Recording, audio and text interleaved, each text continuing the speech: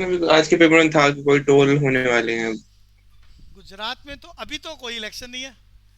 अभी तो जो अगले साल इलेक्शन ड्यू है वो उत्तराखंड का और पंजाब का, दो मेजर इलेक्शन है एट प्रेजेंट, जो अगले साल इनिशियल मतलब मार्च में ही पेंडिंग है।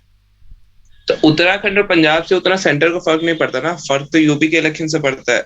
यूपी में भी, अरे मैं कह रहा हूँ यूपी से जो हमारी एट प्रेजेंट एनडीए की गवर्नमेंट है ना, ये एक एक सीट पर लड़ाई लड़ती है, अपनी पूरी पूरी मेहनत लगाती है। वो अलग बात है रिवॉर्ड क्या मिले, लेकिन ये लोग एक एक चीज को कंसीडर करते हैं।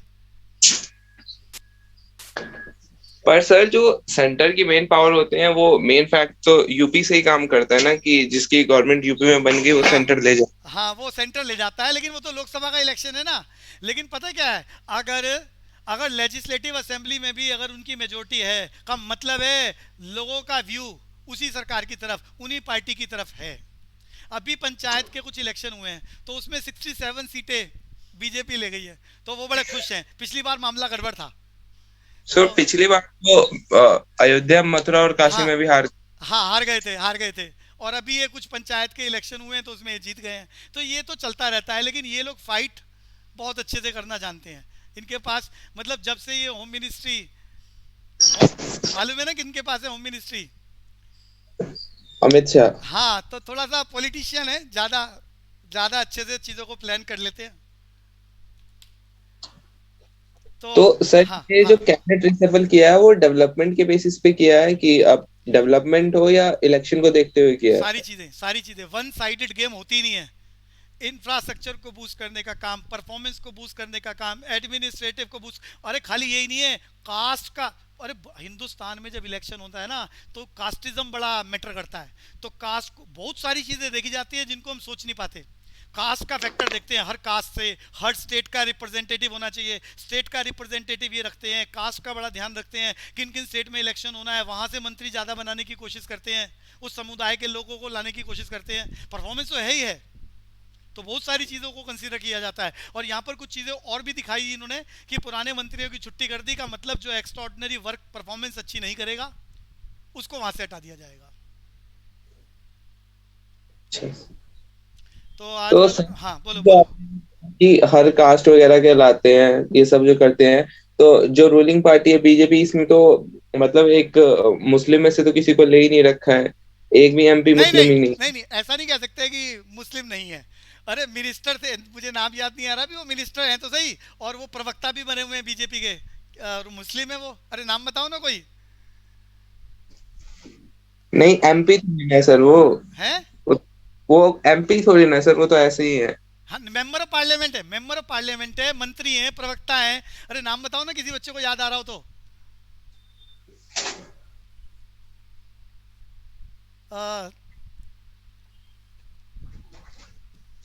मंत्री हैं बच्चे, एमपी का इलेक्शन लड़ा हुआ है। और कौन सी स्टेट से, बिहार से आए हैं चुन के। ठीक है सर। ठीक है, अब ये कह सकते हो कम है, ये कह सकते हो कम है।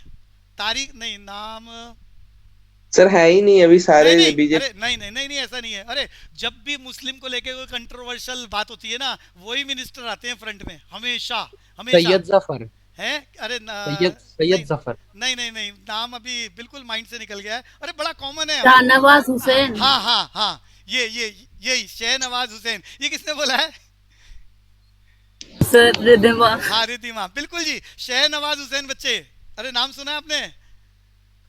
नहीं सर, गूगल देख रहा हूँ क्या अरे है। हमेशा जब भी कोई डिस्प्यूट का मैटर आ जाता है तो वो मुस्लिम का फ्रंट, मतलब ये चेहरा है इनके पास, और ये इमीडिएटली फ्रंट फ्रंट में आ जाते हैं और टीवी में आके सारी बातों को समझाते हैं, और शुरू से हाँ, ही। हाँ, ये बिहार लेजिस्लेटिव काउंसिल से हैं, ये एमपी नहीं है। क्या है ये? बिहार लेजिस्लेटिव काउंसिल से हैं। लेजिस्लेट, लेकिन मंत्री हैं बच्चे, एक बार चेक कर लेना ये। हाँ सर। लेजिस्लेटिव असेंबली से नहीं होंगे ये, मंत्री कैसे बनेंगे फिर? सेंट्रल काउंसिल ऑफ मिनिस्टर में है ये शहनवाज हुसैन। ये चेक करने वाला मैटर है। लेजिस्लेटिव असेंबली में नहीं है, लेजिस्लेटिव असेंबली में तो वो बिहार में बाकी बाकी लोग हैं। चेक कर लेना एक बार गूगल पे। लेकिन ये इनका मुस्लिम का फेस है इनके पास, और हमेशा ये उनको आगे करते हैं जब भी कोई इस तरह का मैटर आता है, जब भी कोई डिस्प्यूटेड मैटर आता है। भैया, हाँ, आज से बोलो। लिखा हुआ है CEC member of Bharatiya Janata party. अरे सीईसी का मतलब जो कैबिनेट की जो कैबिनेट की जो इनकी टीम होती है ना, उसमें मेंबर है ये। तो वही मैं कह रहा हूँ, मेजर मेंबर है ये। और मुस्लिम का चेहरा है, फ्रंट फेस है ये इनका, इनके पास। और जब भी कोई डिस्प्यूटेड मैटर होता है तो यही हमेशा शहनवाज हुसैन हमेशा टीवी में टेलीकास्ट करते हुए नजर आते हैं और बातों को बीजेपी को सपोर्ट करते नजर आते हैं। आ जाते हैं जी टॉपिक पर अपने। बच्चों लास्ट क्लास में चल रही थी हमारी हिंदुस्तान का पहला Indian bank. Deepanshu, the bank of Calcutta. ए बच्चे गड़बड़ हो रही है। अरे अच्छा, पहला, Indian Indian bank, okay sir, imperial bank. नहीं नहीं अरे गड़बड़ हो रही है। अरे मैंने 125 साल हो गए पीएनबी चर्चा करी थी, इंडियन बैंक बोल रहा हूँ मैं। पहला इंडियन बैंक आ जाए पंजाब नेशनल बैंक। अच्छा अच्छा। और अगर ओके वो सर। बात करें हिंदुस्तान के अरे कहानी सुनाई थी एसबीआई की मैंने। तो एसबीआई कब, अरे ईयर बताया था याद है क्या दीपांशु? 1800 1806। 1806 में बना था, लेकिन सरकार ने 3 प्रेसिडेंशियल बैंक बनाए। 1800, जल्दी बोलो, 1809। 9 बैंक में। बैंक ऑफ कैलकाटा को किस में कन्वर्ट करा था? Bank of Bengal. मुंबई में कौन सा बैंक था? Bank of Bengal. Bank of Bombay और बैंक ऑफ बॉम्बे। मद्रास। ये 3 बैंक प्रेसिडेंसी बैंक कहलाते हैं। और इन तीनों को मर्ज करके इन्होंने, अरे ईयर बताओगे? तीनों को मर्ज करके 1921 20। 21। क्या 21। क्या बनाया? Imperial bank of India. ये अंग्रेजों का बैंक चल रहा है, ये अंग्रेजों का। और देश आजाद हुआ तो आजादी के बाद हिंदुस्तान का पहला नेशनलाइज बैंक यही था, इंपीरियल बैंक ऑफ इंडिया। और इसको हमने कब कन्वर्ट करा एसबीआई में? जल्दी बताओ जी ईयर, बढ़िया क्वेश्चन है। 55। 1955 55। में imperial bank of India converted in the name of SBI. SBI की 6 सब्सिडरी ब्रांचेस थी। ये 6 सब्सिडरी एसबीआई में मर्ज कब करी है भारत सरकार ने? जल्दी बताओ, मुझे ईयर चाहिए। अरे कल ये चर्चा करी थी, एसबीआई के 6 सब्सिडरी कंसर्न एसबीआई में मर्ज हो गई। Example, state bank of Hyderabad, state bank of Bikaner and Jaipur. अरे जल्दी बोलो, ऐसे 6 सब्सिडरी बैंक एसबीआई में मर्ज हो गए। कब? ईयर 2017। अरे कब मर्ज हुए? बोलो बच्चों। दीपांशु? 2017। 2017। 2017। इसके अलावा मैंने कुछ इंपॉर्टेंट बातें बताई हैं करंट अफेयर की। इस साल 1 अप्रैल 2021, अरे कितने बैंक खत्म हो रहे हैं? नेशनलाइज बैंकों की संख्या कम हो गई, कितने खत्म हुए हैं? 6। 6। और पिछले साल 1 अप्रैल 2020 मैंने याद करा दिया था, कितने मर्ज हो रहे हैं? 2। 2। ये याद रखना जी। वापस आते हैं तो ये यूनियन लिस्ट का मैटर, 97 सब्जेक्ट्स आपने याद करे हैं। सेंट्रल गवर्नमेंट कानून बना सकती है, मैटर ऑफ बैंकिंग। बैंकिंग को लेकर वैसे कुछ बातें और याद कराई थी। फेरा, फेरा की फुल फॉर्म बोलो बच्चों जल्दी से। Foreign exchange regulation act. Convert करा फेमा में, फुल फॉर्म बोलो। Foreign exchange management act. मैंने इकोनॉमिक्स को लेकर भी कुछ असाइनमेंट तैयार करे हैं, थोड़ा सा डाटा जिसमें पॉपुलेशन सेंसस बहुत इंपॉर्टेंट है, उसका डिस्कशन करने वाले हैं 1-2 क्लासेस के अंदर ही। स्टेट लिस्ट का मैटर है भैया, ये पुलिस जो है स्टेट लिस्ट का मैटर है। स्टेट लिस्ट में कितने सब्जेक्ट हैं दीपांशु? एट प्रेजेंट कितने सब्जेक्ट हैं? 5 माइनस करने के बाद 61। यूनियन लिस्ट में 97। 61। याद करा चुका हूं। कॉन्करेंट लिस्ट में एट प्रेजेंट कितने कितने हैं बच्चे? 52। 52। 52। तो लेबर वेलफेयर किसका मैटर है? स्टेट और सेंटर कोई भी कानून बना सकता है, लेकिन कानून अगर सेंट्रल गवर्नमेंट बना दे तो उसको ज्यादा मान्यता दी जाएगी। आगे चलेंगे जी, आंसर आपको मिल गया होगा। Railway is a subject of, Deepanshu railway is a subject of centre. Centre, बिल्कुल ठीक है जी, यूनियन। बिल्कुल union. When did the first linguistic state, क्या बढ़िया बात, हिंदुस्तान में पहली लिंग्विस्टिक स्टेट, नाम बता देता हूं, आंध्र प्रदेश। नाम बता देता हूं, अच्छा यहाँ लिखा ही हुआ है, लिखा ही हुआ है आंध्रा। पहली लैंग्वेज के बेसिस पर स्टेट बनाई गई आज़ादी के बाद। मैं आपको पीछे बता चुका हूँ, पार्लियामेंट के पास पावर है, किसी भी स्टेट को खत्म कर सकती है, नई स्टेट बना सकती है, परिसीमन कर सकती है। लेजिस्लेटिव असेंबलीज एमपी के इलेक्शन में सीटों की संख्या कम ज्यादा कर सकती है। तो आंध्र प्रदेश पहली हिंदुस्तान की लिंग्विस्टिक स्टेट है। ईयर बता दो मुझे, पहली लिंग्विस्टिक स्टेट कब बनी हिंदुस्तान में आंध्र प्रदेश?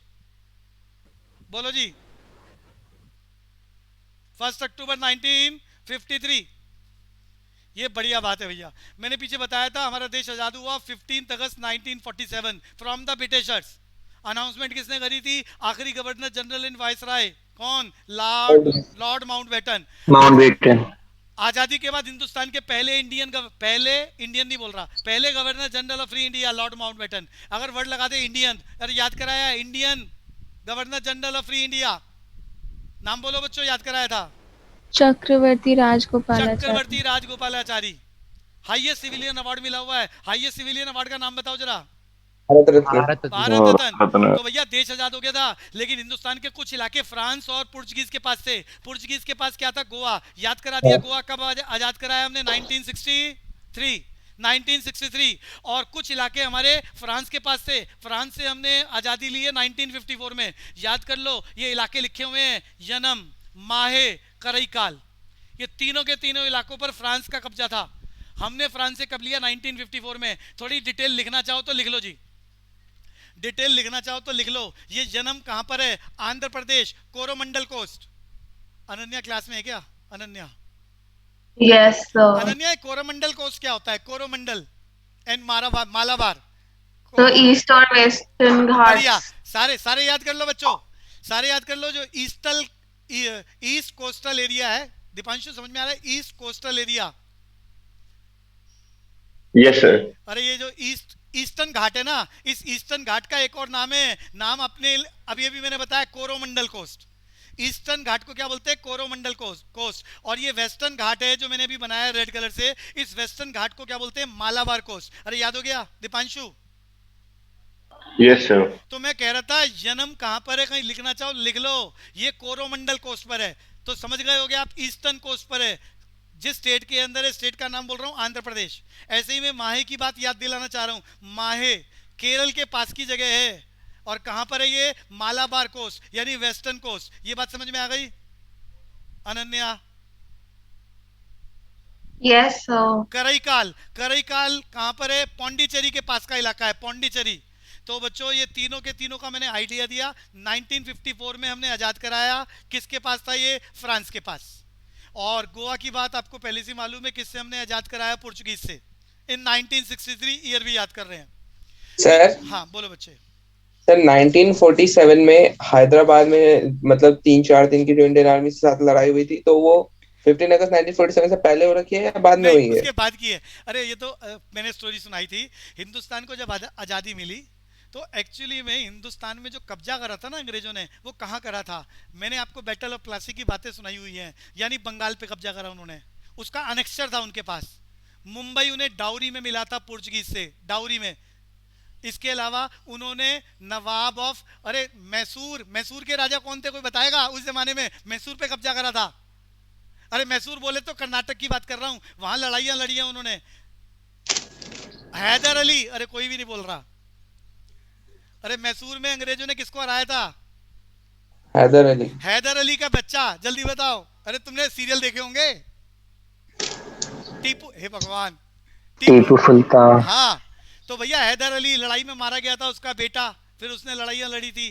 तो भैया उन्होंने मैसूर पे कब्जा करा, बंगाल पे कब्जा करा, मुंबई उन्हें गिफ्ट में मिला है, तो गिनती के कुछ इलाकों पे कब्जा करा था। लेकिन उनकी पावर को देखते हुए हिंदुस्तान में जितने भी राजा थे, उन्होंने अंग्रेजों को अनेक्सर साइन करके दे दिया कि जो आप रूल फॉलो करोगे हम उसको एक्सेप्ट करने के लिए तैयार हैं, और जितना भी लगान, जो भी पॉलिसीज बनाओगे हम बिल्कुल वैसा ही करेंगे।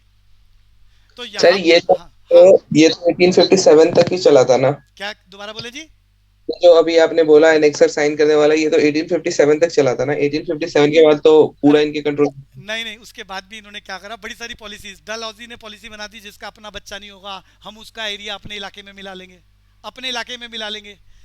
आप ऐसे समझो, जयपुर पुराने जमाने में आमेर बोलते थे, आमेर पे कभी भी 200 साल में कभी भी अंग्रेजों ने अटैक ही नहीं करा। और इवन 1947 तक अंग्रेजों के साथ आमेर के राजा के फ्रेंडशिप थे, फॉरेन कंट्री में पढ़ने के लिए जाते थे, आर्मी में शामिल होते थे, फ्रेंडशिप वाले रिलेशन थे, कभी अटैक ही नहीं करा, क्योंकि सारी बातें वो मान लेते थे जो अंग्रेज कहते थे। ऐसे बहुत सारे राजा थे। तो बात मैं पूरी बोल रहा हूं। तो इन राजाओं को उन्होंने कहा, भैया जो तुम्हें करना है, 600 से ज्यादा रियासतें थी, 600 से मोर देन 600, अप्रोक्सीमेट 647 की बात करेंगे हम। इतनी रियासतें थी जो अंग्रेजों के अधीन थी, जो अंग्रेज बोलते थे वैसे ही करते थे। तो यहाँ पर इन्होंने क्या कहा कि ये रियासतें चाहें तो अपने आप को इंडिपेंडेंट कंट्री डिक्लेयर कर सकती हैं, जिसमें JNK के राजा हरि सिंह, अरे राजा कौन थे JNK के उस जमाने में? जल्दी बोलो, देश देश सिंह। देश आजाद हो रहा है और रियासत जम्मू एंड कश्मीर रियासत के राजा हरि सिंह उन्होंने कहा मैं तो अपने आप को इंडिपेंडेंट कंट्री डिक्लेयर करूंगा। ऐसे ही हैदराबाद के नवाब ने कह दिया कि हम भी अपने आप को इंडिपेंडेंट कंट्री डिक्लेयर करेंगे। तो वो झगड़ा चल रहा था और यहाँ पर डिप्टी प्राइम मिनिस्टर कौन थे, नाम बोलो। और सरदार वल्लभ भाई सरदार पटेल। वल्लभ भाई पटेल। तो तो इन्होंने, हाँ बोलो, होम मिनिस्टर भी थे, हाँ, डिप्टी प्राइम मिनिस्टर भी थे, होम मिनिस्टर भी थे, और उनके नाम के आगे सरदार लगाया जा रहा है, आयरन मैन ऑफ इंडिया कहा जा रहा है। क्यों कहा जा रहा है? ये अनेक्सर साइन कराने का काम इन्होंने करा। इन्होंने सारे राजाओं को बुलाया, रियासतों के राजाओं को। नॉर्मली सब मान गए, बस दो नहीं माने थे, एक हैदराबाद के नवाब और दूसरा JNK के राजा हरि सिंह। तो हरि सिंह की स्टोरी अरे बताई थी, नहीं बताई थी? नहीं बताई थी अब सर बताई थी तो बस कंक्लूड बताई थी जम्मू कश्मीर। तो वो क्या हुआ वहां पर भाई, स्वर्ग है, हिंदुस्तान का स्वर्ग है, हिंदुस्तान का मुकुट है। तो पाकिस्तान भी चाहता था कि हमारे एरिया में आ जाए, तो उन्होंने अपनी आर्मी भेज दी कि भैया ऐसे तो ये राजा मानेगा नहीं, हम आर्मी से कब्जा कर लेते हैं। राजा के पास कोई सिक्योरिटी, कोई पुलिस, कोई सिस्टम था ही नहीं। तो उन्होंने इंडिया से हेल्प मांगी। तो इंडिया के सरदार वल्लभ भाई पटेल पहुंच गए वहां पर। उन्होंने कहा अनेक्सर साइन करो, आर्मी पहुंच जाएगी विद इन 24 आवर्स। और जब तक राजा हरि सिंह नहीं माने, जब तक आर्मी 1/3 ऑफ JNK को कैप्चर कर चुकी थी। फाइनली राजा हरि सिंह को लगा कि भैया अनेक्सर साइन कर देता हूँ, इंडिया में जाना ज़्यादा बेटर रहेगा, ऐसा राजा को लगा होगा। अनेक्सर साइन कर दिया, ब्लैंक पेपर। हमारे सरदार वल्लभ भाई पटेल ने कहा बस सिग्नेचर करो, कंडीशन जो आप चाहो भरते रहना, मैं आर्मी को बुलाता हूँ। प्लेन पेपर पर साइन करवा लिए थे। कंडीशन बाद में भरी है, कंडीशन बाद में भरी है। और फिर स्पेशल स्टेटस मिल गया। राजा हरि सिंह के कहने से JNK को स्पेशल स्टेटस देना पड़ा। मालूम है आपको चीजें क्या क्या है? तो ऐसे सर हाँ, यहाँ बात राजा हरि सिंह की चल रही है, पर अब जितना भी JNK में मतलब जो हायरार्किकल सिस्टम चल रहा है वो महबूबा मुफ्ती का चलता है। नहीं मतलब नहीं, इनके ऐसा नहीं कह सकते। अरे वहां की CM महबूबा मुफ्ती तो बाद में बनी है, उससे पहले बहुत सारे हैं। मतलब आप ये कह सकते हो कि दो फैमिलीज हैं, उन दो फैमिलीज ने रूल करा है वहां पर, ये हाँ बोल सकते सर, हो। हाँ, तो ये उस राजा की फैमिली तो है ही नहीं, ये नहीं दोनों नहीं जो है। नहीं है, बिल्कुल नहीं है, ये उस राजा की फैमिली नहीं है। अरे तो राजा, हिंदुस्तान में आजादी के बाद सरकारों ने राजाओं का रियासत वाला सिस्टम ही खत्म कर दिया। और उन्होंने कहा शुरू में जब 1950s में उन्होंने कहा कि राजाओं की पावर खत्म, अनेक्सर साइन कर दिया। लेकिन आपको सरदार वल्लभ भाई पटेल ने जब साइन कराए थे तो उन्होंने कहा आपको पेंशन मिलेगी जब तक आप जिंदा रहोगे। और समय बदलने के बाद उनका पेंशन का प्रोग्राम भी खत्म कर दिया कि पेंशन भी नहीं मिलेगी। और जितने भी किले थे उन किलों में उनको आर्मी रखने की भी छूट दी थी राजाओं को, कुछ हद तक लिमिट फिक्स कर ली थी। बाद में वो आर्मी भी हटा ली और सेंट्रलाइज आर्मी का प्रोटेक्शन मिल गया था। सारी चीजें समय के साथ साथ धीरे धीरे उन्होंने हटा दी, राजाओं की पावर खत्म कर दी। आज भी आमेर के किले, अरे आज भी आमेर के किले का एक हिस्सा 5 स्टार होटल बना रखा है और वही लॉयल फैमिली उस होटल को चलाती है और अपने खर्चों को चलाती है। तो फैमिली तो आज भी है, लेकिन राजा वाली बात अब खत्म है। और पूरे हिंदुस्तान में है जी ये राजा वाला सिस्टम। अभी कल एक कैबिनेट मिनिस्टर बने हैं जो बीजेपी से कांग्रेस में आए थे। मजे की बात है वो भी राजा फैमिली से थे, मध्य प्रदेश में। नाम सुना होगा आप? अरे कोई बताएगा? माधव राव सिंधिया की फैमिली से उनका बेटा कल, अरे मालूम है किसी को? Yes sir, Yes, sir. Jyotiraditya Scindia. तो उन्होंने पार्टी चेंज कर ली, फिर कल कैबिनेट मिनिस्टर बन गए बीजेपी। अरे मध्य प्रदेश में कांग्रेस की सरकार बनी थी, तो इन्होंने अब तो इन्होंने कुछ गुना भाग करा और अपने सारे मेंबर्स वहां से हटाकर बीजेपी में शामिल कर लिए। और बीजेपी वहां पर आजकल सरकार चला रही है। तो कुछ सेटलमेंट हुई है सेंट्रल गवर्नमेंट और ज्योतिरादित्य सिंधिया के चलते बीच में, जिसके चलते कल उन्हें उसका इनाम मिला है। अब ये बात बाय लॉ कहीं नहीं जा सकती, लेकिन पहले से ही सेटलमेंट हो जाती है। देखो हम ये नहीं कह सकते कास्ट के बेसिस पर कोई भी चुनाव लड़ सकता है, लेकिन लड़े जाते हैं। आगे चलेंगे जी। तो हैदराबाद भी अनेक्स करा था जी। और भैया जिन राजाओं ने आसानी से सिग्नेचर कर दिए ठीक है, और नहीं तो सरदार वल्लभ भाई पटेल ने करवा लिए थे। उसमें आर्मी वगैरह की बातें भी रही हैदराबाद को लेकर और एक JNK को लेकर। वापस आ जाते हैं जी। तो यनम, करईकाल और माहे 1954 में फ्रांस से हमने आज़ाद कराया। 1963 में हमने पुर्तगीज से गोवा को आज़ाद कराया था। Which one of the following was the associate state? भैया ये बढ़िया बात, एसोसिएट स्टेट बोले तो सहयोगी राज्य। हिंदुस्तान, अरे मैं सिक्किम की बात कर रहा हूं यहां पर। सिक्किम हिंदुस्तान का स्टेट था ही नहीं, फुल फ्लेज स्टेट था ही नहीं आजादी के वक्त, एसोसिएट स्टेट था। एसोसिएट स्टेट बोले तो, अरे पार्टनरशिप, दीपांशु पार्टनरशिप क्या होती है जरा बताना दीपांशु। अच्छा, दो से ज्यादा, दो से ज्यादा लोग मिलकर के Two बिजनेस or करते more हैं। than two partners get together, join in the business to earn the target of profit is known as partnership. Partnership Act initiated in our India in 1930. तो तो मैं पार्टनरशिप के अंदर minor partner की बात, अगर आपको देखो कॉमर्स वालों को समझ में आएगा, पार्टनरशिप में माइनर पार्टनर का जो रोल होता है ना, ऐसा ही associate state, associate state state full fledged state नहीं होती है। हिंदुस्तान में बहुत बाद में सिक्किम को फुल फ्लैज स्टेट बनाया गया, पहले आजादी के वक्त क्या थी, एसोसिएट स्टेट। तो एसोसिएट स्टेट को फुल फ्लैज स्टेट का दर्जा मिला है, कौन सी, सिक्किम। भैया यहाँ ईस्टर्न स्टेट्स की बात हो रही है, जरा जल्दी से इसकी चर्चा कर लेते हैं। मेरा क्वेश्चन, पूरी क्लास, मेघालय की कैपिटल, पूरी क्लास। शिलोंग। शिलोंग। सबसे ज्यादा बारिश पूरी दुनिया में कौन सी कंट्री में होती है, इंडिया में। कौन सी स्टेट में होती है, मेघालय में। मेघालय में जगह का नाम पूछे तो क्या, अनन्या, मौसिनराम। माउंसिनराम। तो भैया मेघालय की कैपिटल याद कर ली आपने, शिलोंग। मिजोरम की कैपिटल, पूरी क्लास, एजावल। ना बच्चे ना, नहीं गलत जी। हाँ नहीं ठीक है, ठीक है, गैंगटॉक तो सिक्किम की है। हाँ जी, क्या दोबारा बोलो अनन्या। आइजवाल। एजावल। एजावल, एजावल या एजवाल। सिक्किम की कैपिटल, अभी मैं सिक्किम की बोल रहा था, सिक्किम की कैपिटल बोलो। गैंगटॉक। गैंगटॉक। मणिपुर की कैपिटल बोलो जी, मणिपुर। इम्फाल। इम्फाल, इम्फाल। इम्फाल। अच्छा, ईस्टर्न स्टेट में एक दो बचा है, वो भी पूरा कर लो। अरुणाचल प्रदेश की कैपिटल बोलो जी। ईटानगर। बढ़िया, ईटानगर। त्रिपुरा की कैपिटल बोलो जी। अगरतला। क्या बढ़िया, ये कौन बोल रहा है, सुरभि, अरे वाह। भैया बाकी भी याद करो ना। त्रिपुरा की कैपिटल दोबारा बोलो, क्या है बच्चों, अगरतला। अगरतला। एक और रह गया, असम। असम की कैपिटल बोलो बच्चों। दिसपुर। क्या बढ़िया। दिसपुर कहां पर है, गुवाहाटी, गुवाहाटी का इलाका। तो वापस आते हैं जी। Recognition to a political party is accorded by, अरे पॉलिटिकल पार्टी का ठप्पा कौन लगाता है, चीफ इलेक्शन कमिश्नर। अरे मैंने याद कराया है, चीफ इलेक्शन कमीशन कौन है आजकल, चीफ इलेक्शन कमीशन कौन है जी आजकल, सुशील चंद्रा। सुशील चंद्रा। सैलरी कितनी है उनकी, बोलते जाओ जल्दी जल्दी। 2.5 लाख। 2.5 लाख रुपया पर मंथ। तो कोई भी पॉलिटिकल पार्टी को, कि वो रीजनल पार्टी है, कौन सी पार्टी है, उसको कौन ठप्पा लगाएगा, इलेक्शन कमीशन। उनका साइन क्या रहेगा वोट का, वो भी, अरे जो भी चुनाव चिन्ह होता है कौन डिसाइड करता है, इलेक्शन कमीशन से अप्रूवल लेना पड़ता है। The condition of service and tenure of, अच्छा इलेक्शन कमिश्नर का टेन्योर, अरे टेन्योर पूरी क्लास कोई भी बताएगा। पहले मैं टेन्योर बोल रहा हूं, टेन्योर कितना होता है इलेक्शन कमिश्नर का।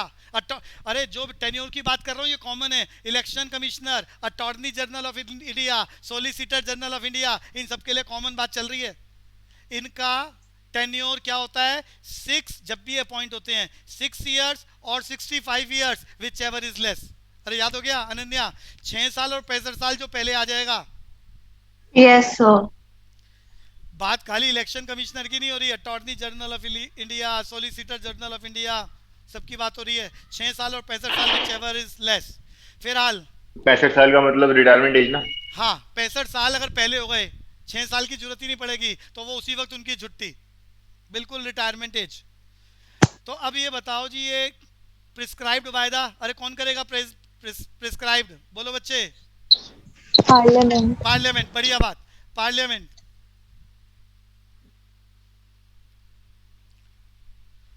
Who can cast their vote by postal ballot. भैया ये दीपांशु, ये क्वेश्चन समझ में आया, पोस्टल बैलेट कौन कौन डाल सकता है, दीपांशु बात हाँ सर, क्वेश्चन समझ आया, पर पोस्टल बैलेट सुना नहीं कभी। मैं समझा देता हूँ। ऐसे। अभी एक्चुअली में अब पहली बार वोट डालोगे आप लोग, अरे डालोगे या नहीं डालोगे अभी, 2024 में डालेंगे सर। हाँ हाँ बिल्कुल, अब पहली बार डालोगे, यही कह रहा था मैं। तो मैं कह रहा था आजकल हिंदुस्तान में तो क्या होता है, वो मशीनें हैं, इलेक्ट्रॉनिक सिस्टम है, उसमें बस बटन दबाते हैं और बस वोट कास्ट हो जाते हैं। लेकिन कुछ कुछ लोगों को वो सिस्टम नहीं मिलता क्योंकि वो अपने इलाके में जा नहीं सकते।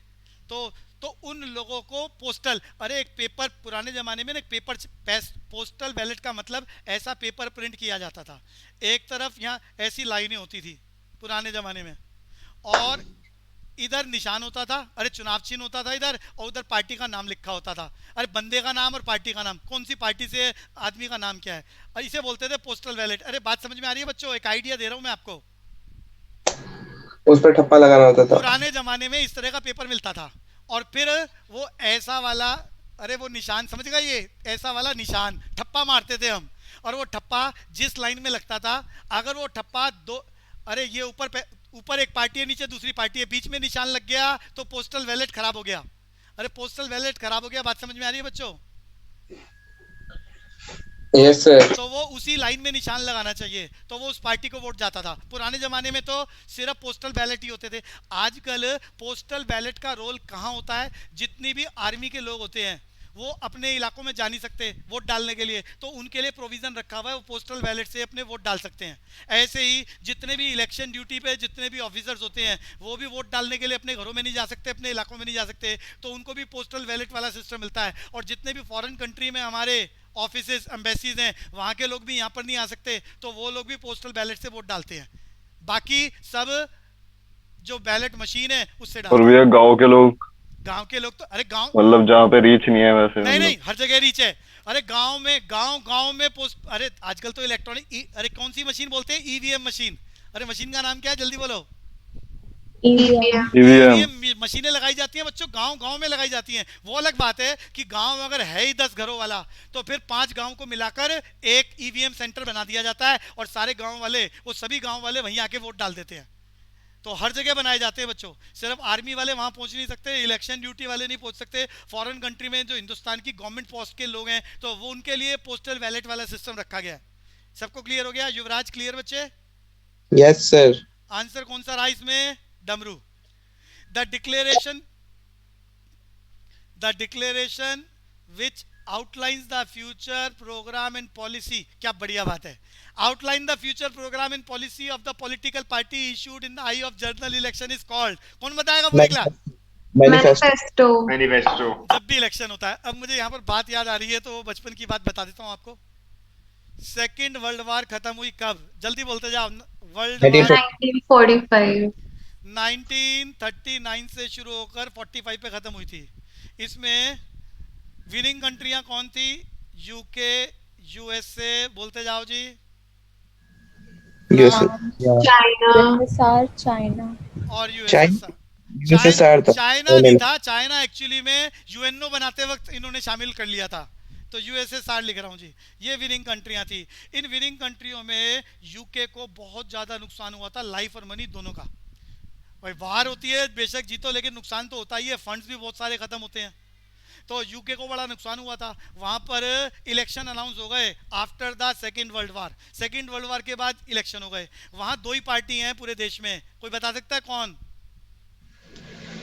सर कम्युनिस्ट लेबर लिखा पार्टी। है liberal party and conservative party, 2 he party हैं वहां, आज भी और तब भी। पार्टी के नाम बताओ जरा जल्दी से। कंजर्वेटिव पार्टी और लिबरल पार्टी। कंजर्वेटिव पार्टी उस वक्त रूल कर रही थी जब सेकेंड वर्ल्ड वार चल रहा था। तो जब इलेक्शन अनाउंस हो गए, वर्ल्ड वार खत्म हो गई, तो लिबरल पार्टी ने अपने मैनिफेस्टो की चर्चा हो रही है, अनाउंस कर दिया कि अगर हम सत्ता में आ गए तो हम ये लड़ाई झगड़े से दूर रखेंगे, अपने देश के लोगों को नुकसान की भरपाई करेंगे, और पूरी दुनिया में जहां जहां हमारा कब्जा है सबको लिबर्टी दे देंगे, और लिबर्टी देने के साथ साथ अपने सारे लोगों को इकट्ठा करेंगे और अपने यूके को प्रमोट करने में लगाएंगे सारे रिसोर्सेज। ऐसा मैनिफेस्टो में लिखा। लिबरल पार्टी जीत गई, लिबरल पार्टी जीत गई। तो बच्चों हिंदुस्तान जैसी कंट्री जहां 1857 में फर्स्ट वॉर ऑफ इंडिपेंडेंस शुरू हो रही है, अरे हम बोल रहे हैं आज़ादी की पहली लड़ाई, अंग्रेजों ने तो विद्रोह बोला था, म्यूटनी बोला था। और यहाँ 1885 में आईएनसी बन रहा है, यहाँ नेशनल लीडर डेवलप हो चुके हैं महात्मा गांधी के नाम से, दुनिया भर के रिवोल्ट चल रहे हैं। अगले 200 साल तक देश आजाद नहीं करा सकते थे जिस तरह का सोच पॉलिटिक्स अंग्रेजों के पास थी। ये तो अंग्रेजों के यहाँ लिबरल पार्टी जीत गई, जिन्होंने अपने मैनिफेस्टो में लिख दिया था कि हमने पूरी दुनिया की हर कंट्री को आज़ाद करना है और अपने आप को यूनानिमसली यूनाइटेड करना है। तो वो भी एक बहुत बड़ा फैक्टर था इस दुनिया के बाकी कंट्रियों को आज़ाद करने का। तो जैसे ही वो पार्टी जीती, हिंदुस्तान के सारे प्रोमिनेंट लीडर को लग गया कि अब हम आज़ाद हो जाएंगे, अब हम आज़ाद हो जाएंगे। तो ये बातें, बैठक का दौर चलने लग गया, आज़ादी कैसे मिलेगी, कौन देश के कितने टुकड़े होंगे, कौन कौन सा एरिया मिलेगा, इस सब की मीटिंगें होने लग गई। और जून में ही, भैया आज़ादी मिल रही है अगस्त में, जून में ही लॉर्ड माउंटबेटन को ब्रिटेन की पार्लियामेंट से भेजा गया था देश की आज़ादी को अनाउंस करने के लिए। किसने? लिबरल पार्टी ने। सबको पता था जो नया गवर्नर जनरल जून में आ रहा है, आज़ादी को अनाउंस करने के लिए आ रहा है, पहले से ही पता था प्रोमिनेंट पार्टीज को। और टाइम टू टाइम जब भी मीटिंग होती, आज़ादी के लिए वो मसौदा, डिक्लेरेशन कि कैसे कैसे हम आपको आज़ाद करेंगे, हमारे लीडर आपस में लड़ते रहते। बहुत सारी मीटिंग हुई कि आज़ादी किस तरह से आपको चाहिए, किस तरह से हम आपका डिक्लेयर करें, हमारे नेता लड़ते रहते। और फाइनली आज़ादी के साथ खून की नदियां बही थी, मालूम है आप लोगों को। Yes sir. तो आसानी से नहीं मिली, तो वापस आ जाते हैं जी। सर हाँ, आजादी के लिबरल टाइम, पार्टी है, लेबर पार्टी है? लेबर पार्टी बोलते हैं। लेबर पार्टी बोले तो जिसकी सोच लिबरल थी, लिबरल थी। अरे क्लियर है बच्चे? अच्छा, ओके सर। हाँ और कंजर्वेटिव पार्टी में क्या होता है सोच, मतलब? भाई, कंजर्वेटिव पार्टी देखो नाम रखा हुआ है, अब जब बनाई होगी पार्टी तो कुछ कंजर्वेटिव सोच होगी। लिबरल पार्टी की सोच लिबरल होगी कि समय के साथ साथ चीजों को बदल दिया जाए, नाम से ऐसा पता चल रहा है। अच्छा, ओके सर, ओके। हाँ सर हाँ। आजादी के टाइम पे ज्यादा प्रोमिनेंट फिगर महात्मा गांधी थे या सुभाष चंद्र बोस थे? महात्मा गांधी। एक्चुअली में सुभाष चंद्र बोस जब लाइमलाइट में आने लगे थे ना, तो उस वक्त बाद में 1928 बेलगांव का इलेक्शन, आईएनसी। अब वो डिटेल हम लिखवा, देखो डिटेल बहुत सारी है। इलेक्शन हुआ, सुभाष चंद्र बोस आईएनसी के प्रेसिडेंट चुने गए। ध्यान से सुनना मेरी बात। सुभाष चंद्र बोस हिंदुस्तान के प्रोमिनेंट लीडर्स में से थे, वो प्रेसिडेंट की पोस्ट पर आ गए। लेकिन महात्मा गांधी को वो मतलब नहीं अच्छे लगते थे, तो उन्होंने उन्होंने मना कर दिया, भाई मैं एक्सेप्ट नहीं करता। तो उन्होंने रिजाइन कर दिया, सुभाष चंद्र बोस ने रिजाइन कर दिया। अगले साल फिर इलेक्शन हुए, फिर सुभाष चंद्र बोस ने फाइट करी, लेकिन महात्मा गांधी ने मना कर दिया, भैया मैं इनका नॉमिनेशन एक्सेप्ट नहीं, मैं नहीं मानता इन्हें, ये पार्टिसिपेट नहीं करेंगे। तो उन्होंने इलेक्शन पार्टिसिपेट ही नहीं करा, और उसके बाद वो आईएनसी छोड़ के चले गए। आईएनसी छोड़ के चले गए, उन्हें लगा महात्मा गांधी देश का नेशनल लीडर है और वो उनके साथ झगड़ा करके क्या करेंगे, तो वो उन्होंने पार्टी से ही अपने आप को अलग अलग कर लिया। नहीं तो वो नेशनल लीडर होते, पक्का होते।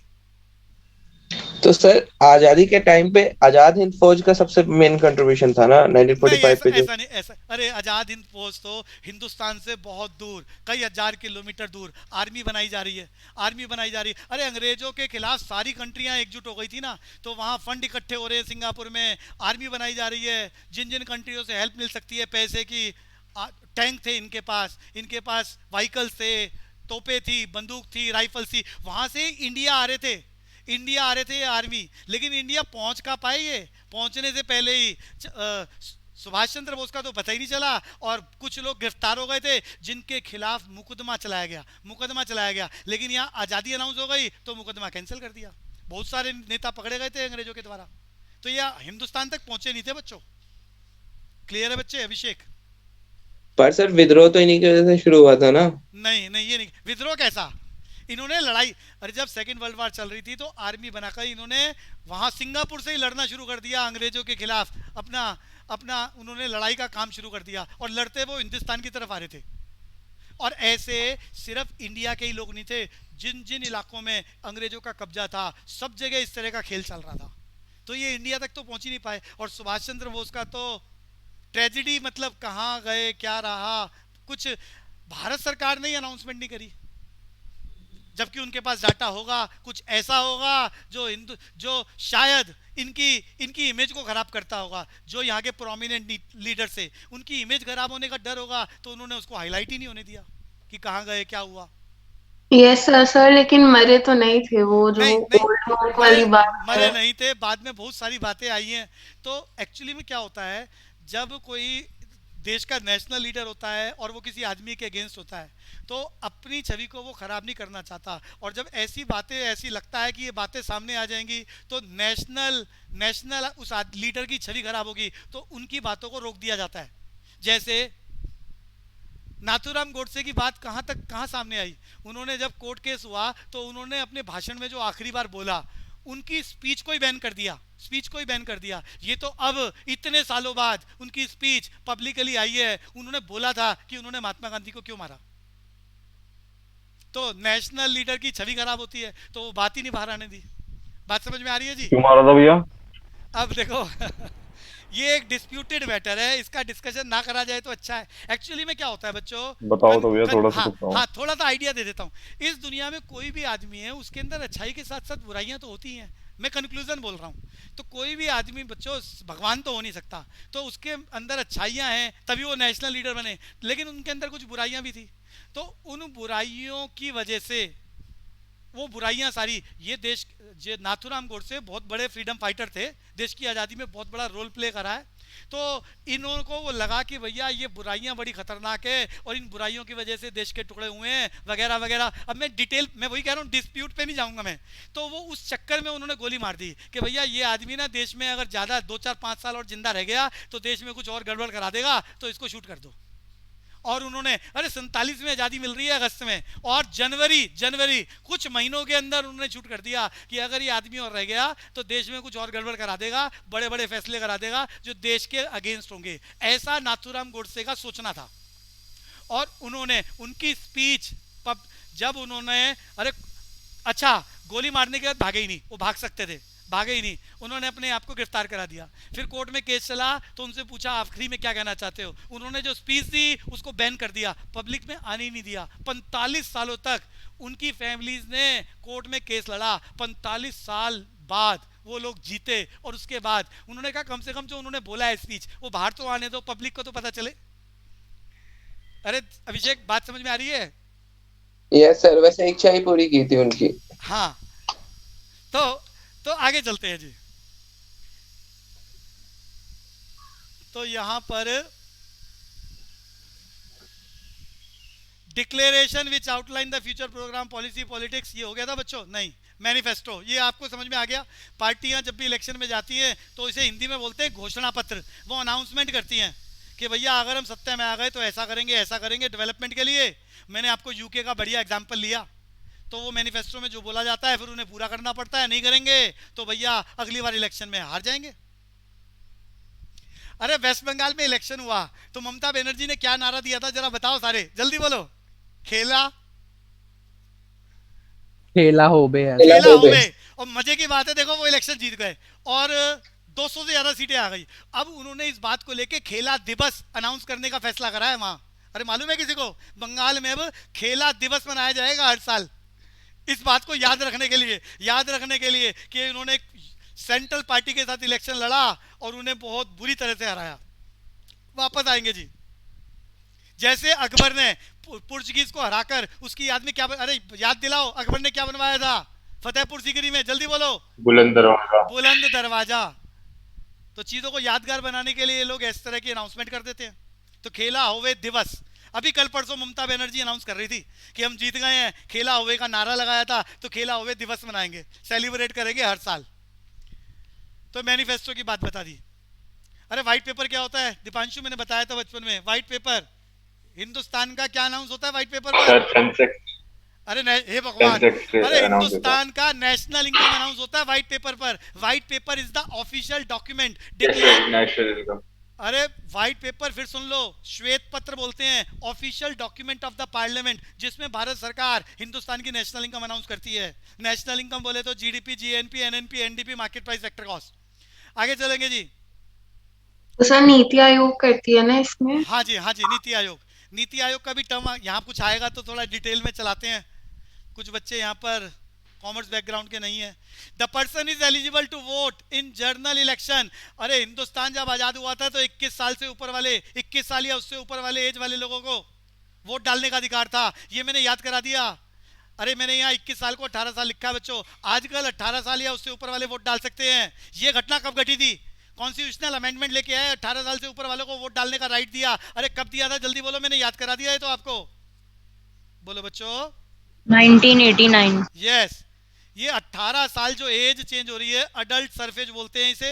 ये 1989 में कॉन्स्टिट्यूशनल अमेंडमेंट लेके आए। 61 अमेंडमेंट था, 61 अमेंडमेंट। भैया पहला अमेंडमेंट याद करा देता हूं। हिंदुस्तान में पहला अमेंडमेंट, पहला कॉन्स्टिट्यूशनल अमेंडमेंट आर्टिकल 368 के अकॉर्डिंग 1951 में आया था, 1951 में आया था। और पहले अमेंडमेंट में ही हमने नया चैप्टर लिख दिया था, चैप्टर का नाम शेड्यूल 9। अरे याद कर लो, पहला कॉन्स्टिट्यूशनल अमेंडमेंट कब आया था? दीपांशु जल्दी बोलो। सर 1951। याद करो, पहला कॉन्स्टिट्यूशनल अमेंडमेंट हिंदुस्तान में संविधान में संशोधन करा 1951। इसमें क्या हमने ऐड करा? शेड्यूल 9। अरे 8 शेड्यूल थे, 9 शेड्यूल। 9 शेड्यूल में क्या लिखा हुआ है? 9 शेड्यूल में लिखा हुआ है वो पावर्स स्टेट और सेंटर कोई ऐसा कानून बनाए जिसको कोई भी कोर्ट हिंदुस्तान की चैलेंज नहीं कर सकती। अरे सारे कानून की बात नहीं कर रहा मैं, वो कह रहा है वहां पर लिस्ट है कि ये कानून अगर सेंट्रल गवर्नमेंट या स्टेट गवर्नमेंट बनाए तो हिंदुस्तान की कोर्ट में चैलेंज नहीं किया जा सकता। एक एग्जांपल लूं क्या, अरे समझाने के लिए बात को? Yes sir. एग्जांपल ले रहा हूं, फंडामेंटल राइट सस्पेंड करा था इन्होंने, राइट टू प्रॉपर्टी। अरे याद है आपको? इसको हिंदुस्तान की किसी भी कोर्ट में चैलेंज नहीं किया जा सकता। ये शेड्यूल 9 का पार्ट है। अरे बात समझ में आ रही है बच्चों? Yes sir. तो ऐसे कानून जो सेंटर या स्टेट बनाए जिसको किसी भी कोर्ट में चैलेंज नहीं किया जा सकता, उसकी लिस्ट है शेड्यूल 9 में, पहला कॉन्स्टिट्यूशनल अमेंडमेंट 1951। फिलहाल मैं बात कर रहा था 1989 में 61st अमेंडमेंट था, हमने 21 साल की जगह 18 साल की उम्र कर दी वोट डालने के लिए। आगे चलते हैं जी। अच्छा यहाँ वो क्या बोल रहा है, a person is eligible to vote the general election. अरे सारी बातें बताओ, क्या क्या होना चाहिए जनरल इलेक्शन के लिए?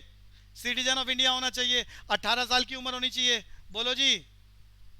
वोटर आईडी कार्ड होना चाहिए। Voter ID card, voter ID card यहाँ का लिखा हुआ है अरे 18 साल हो गए तो वोटर आईडी कार्ड तो बन ही जाता है वो। अरे यहाँ बताओ ना इस ऑप्शन के अकॉर्डिंग, पहली बात हो गई, दूसरी हो गई, और बोलो।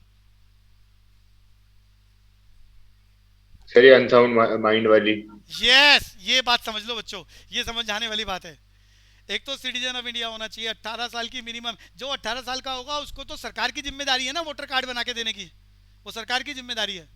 अरे अभी पीछे दिल्ली में ना, बात आपके लिए बता रहा हूँ कि भैया सरकार की जिम्मेदारी कैसी। दिल्ली में ना इलेक्शन अनाउंस हो गए, जो पिछले इलेक्शन हुए थे सेंट्रल गवर्नमेंट के इलेक्शन।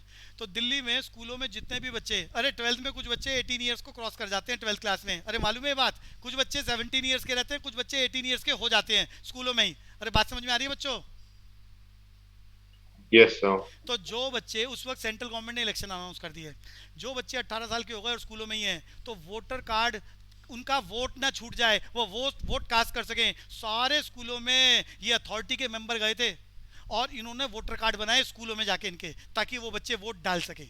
तो अगर आप 18 साल के हो रहे हो और उसी वक्त उसी साल इलेक्शन अनाउंस हो रहे हैं, तो ये सरकार इस तरह से प्लान करती है कि उनका वोट छूट ना जाए और वो वोट डाल सके। वोटर कार्ड बनाने की जिम्मेदारी सरकार की। वापस आते हैं जी। अरे यहाँ पर सर पहले एक वो बताओगे, ऑफिस ऑफ प्रॉफिट क्या होता है? ऑफिस क्या? Of profit. Office of profit का मतलब गवर्नमेंट पोस्ट। गवर्नमेंट पोस्ट पर होना ये एलिजिबिलिटी नहीं है वोट डालने के लिए।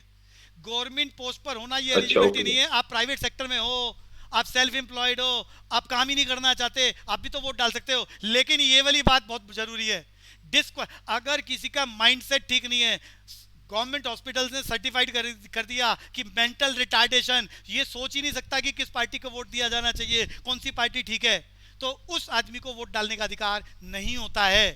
1, 2 and 4 अनसाउंड माइंड का सर्टिफिकेट होना चाहिए, किसी डॉक्टर का, किसी हॉस्पिटल का। क्लियर है बच्चे? Yes sir. तो ये पहला, दूसरा और चौथा एरिया ऑफ लोकसभा भैया ये बात बढ़िया आ गई। अरे मैंने तुम्हें कल की क्लास में डिस्कशन करा था, विस्ता प्रोजेक्ट चल रहा है, हमारी संसद नहीं बनाई जा रही है। तो अभी सेंट्रल गवर्नमेंट ने JNK के सारे प्रोमिनेंट लीडर्स को बुलाया, अनाउंसमेंट पब्लिकली करी नहीं। किस लिए बुलाया? पर्पस क्या था? वहां आने वाले समय में इलेक्शन कराने की तैयारी चल रही है, इलेक्शन कराने की तैयारी कर रहे हैं, घाटी में शांति लाने की तैयारी चल रही है। और जब शांति आ जाएगी, इलेक्शन हो जाएंगे, 2-4 साल तक सब कुछ ठीक ठाक चलेगा, तो ये यूटी को भी स्टेट में कन्वर्ट करा जाएगा। ऐसा प्रोसीजर इन्होंने बना रखा है। तो इन्होंने इलेक्शन कराने से पहले, अरे क्या हिंदुस्तान में कमीशन बना हुआ है, परिसीमन कमीशन, बोले तो डेलिमिटेशन कमीशन, जिसका काम है हिंदुस्तान में एमपी और एमएलए की जो कॉन्स्टिट्यूएंसी है उसका एरिया कितना होना चाहिए। आबादी बढ़ जाती है तो कॉन्स्टिट्यूएंसी की संख्या बढ़ा देनी चाहिए। मैंने पीछे बताया था